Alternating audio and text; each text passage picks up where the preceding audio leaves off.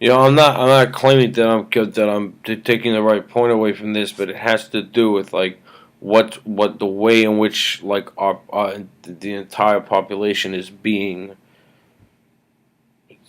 It's kind of like induce like a thought disorder about like our like what what what what a democracy and a political process is like. I mean, they're trying to stop another government shutdown by reaching a deal on the budget.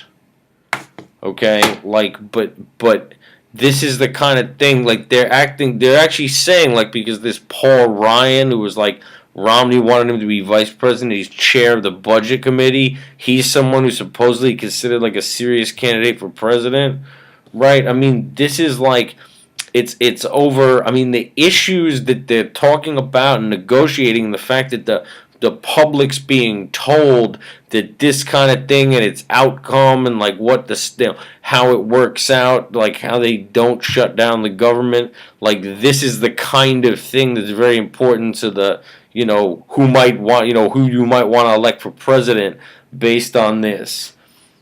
I looked at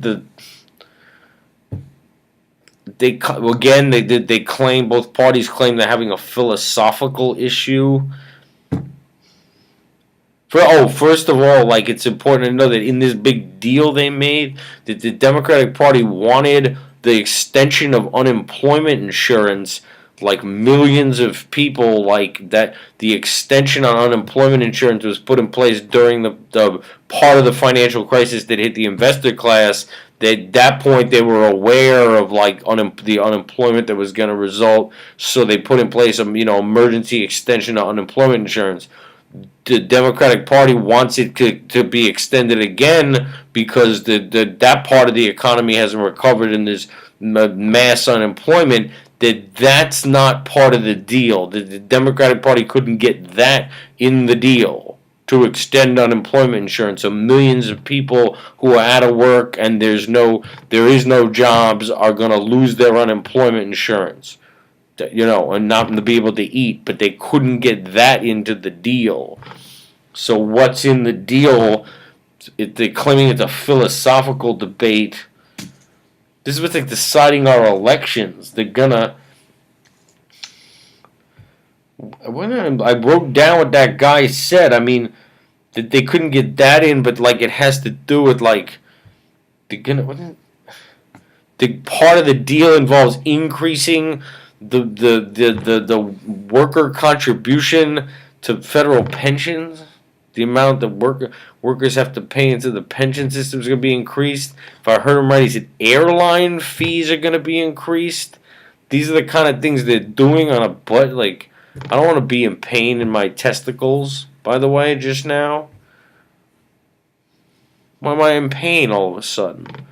This is the kind of thing that the public's being made to think is like the kind of issue, like a deal over the budget that involves like one, they can't get in the extension on unemployment insurance into this deal making they're doing.